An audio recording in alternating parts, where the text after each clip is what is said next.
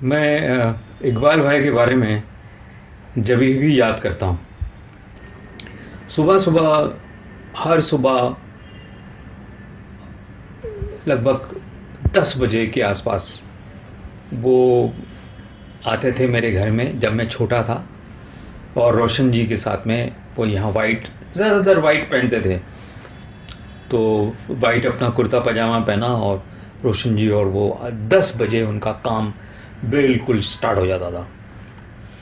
पिक्चरें जैसे अपना ताजमहल या बरसात की रात या ममता, ये सारे हिट फिल्म्स उन्होंने बजाए रोशन जी के साथ। और रोशन जी के साथ भी उनका वही रिलेशन, वही हंसी मजाक, वही।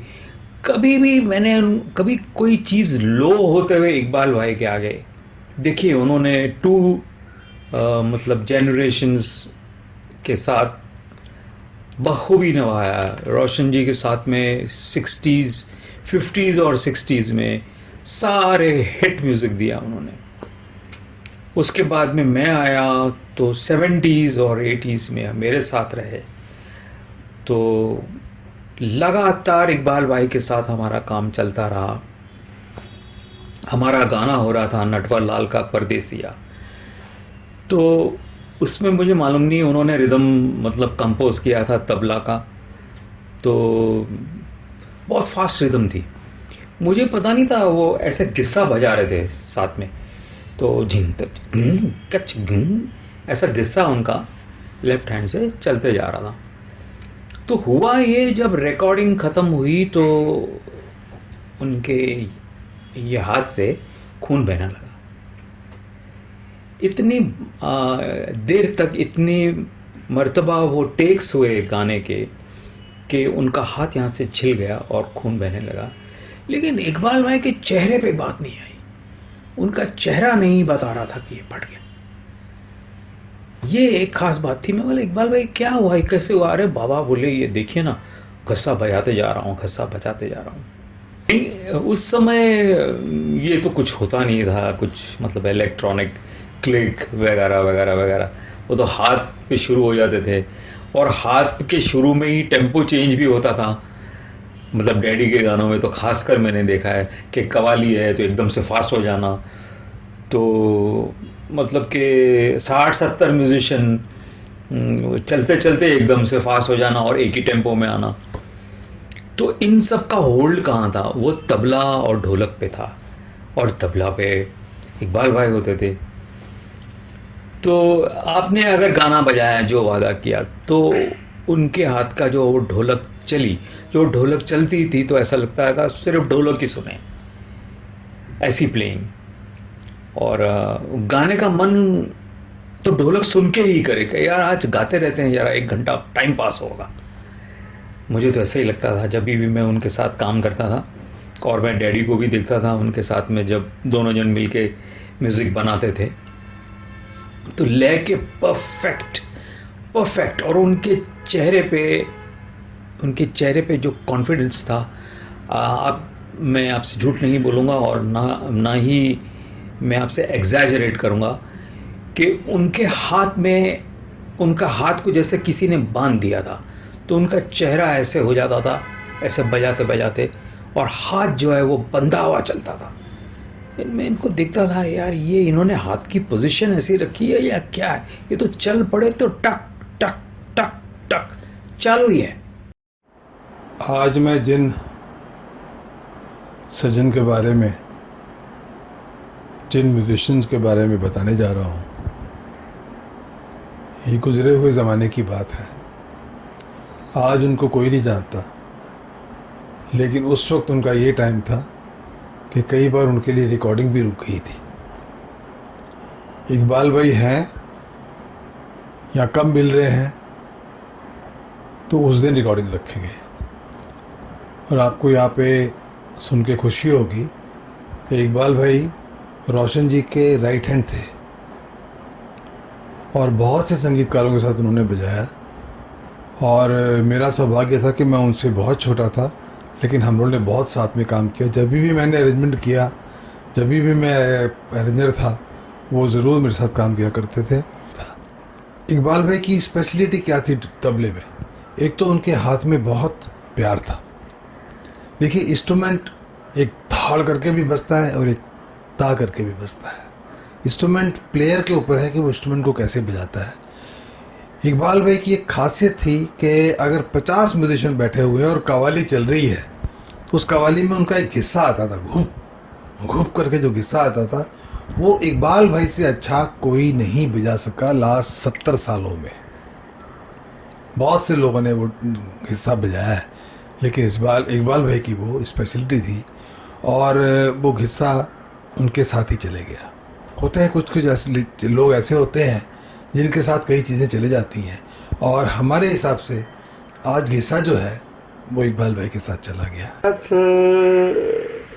एक बहुत ही खूबसूरत एक टीम बनी उनकी। मैंने उनके साथ बहुत काम किया। मैंने रोशन जी का तो काम मैं करता ही था, लेकिन जब मेरी एल्बम्स मैंने बनाने शुरू की, मेरा पहला ईपी, मेरा सेकंड ईपी, ये 66 की बात है, और जब मैंने HMV की रिकॉर्डिंग की थी, तो इकबाल भाई मेरे साथ तब से मेरे साथ तबला बजा रहे थे।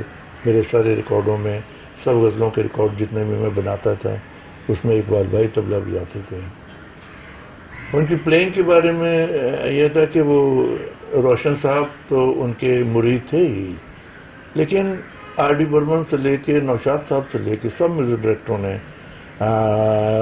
उनके साथ काम किया। उन्होंने सब म्यूज़िक डायरेक्टरों के लिए बजाया, और मेरे साथ जब वो HMV में रिकॉर्डिंग करते थे तो उनके जैसी लय कभी किसी तबले वाले ने रखी नहीं। मेट्रोनोम नाम की चीज़ तब स्टूडियो में नहीं चलती थी, लेकिन इकबाल भाई एक बार जो एक लय पकड़ते थे वो कभी छोड़ते नहीं थे। गाने में इतनी आसानी होती थी उनके साथ। I used to enjoy singing with Iqbal bhai tabla. और आज मुझे बड़ी खुशी है कि आप सब लोग इकट्ठा हुए हैं उनकी याद मनाने के लिए, उनको याद करने के लिए। मुझे इस बात की बहुत खुशी है, बेहद खुशी है, और मैं चाहूँगा कि हर साल ही उनकी याद में ऐसे हम लोग इकट्ठा हों और उनके बारे में बातें करें, उनके बारे में सोचें, उनके बजाए हुए गीतों को सुनें, तो बहुत ही अच्छा होगा आज की जनरेशन के लिए कि उनका तबला सुने, उनसे लय कैसे रखनी है उनसे सीखें। सब तबले नवाज जितने हैं उनको इकबाल भाई को सुनना चाहिए।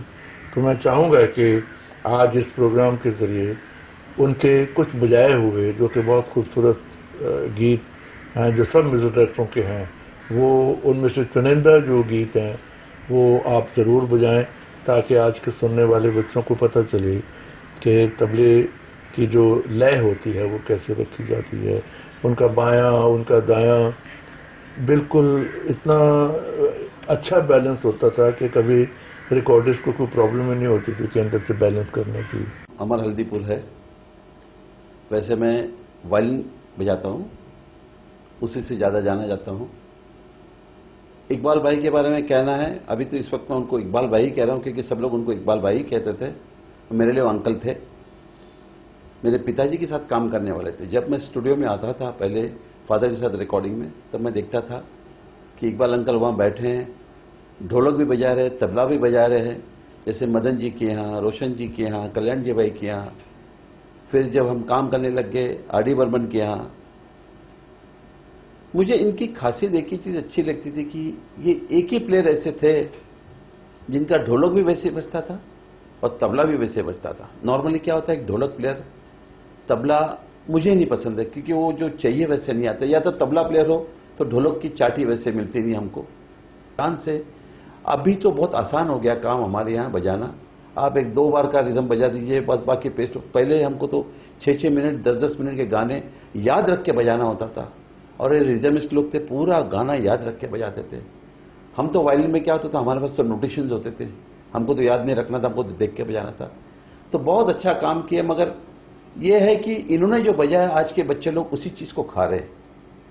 आज बच्चे भले बहुत तैयार बजाते हैं, बहुत ही अच्छा बजाते हैं, मगर वो नहीं बजाते जो इन्होंने बजाया।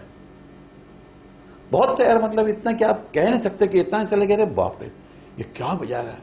मगर फिर वो रस नहीं मिलता हमको जो उनके बजाने में था। जैसे लाला भाऊ, सत्तार भाई, इकबाल जी, अब्दुल करीम चाचा, ये बजाना इन लोग बजा के चले गए और सबको दिखा के गए कि भैया बजाना ये होता है और ऐसे ही बजाओ।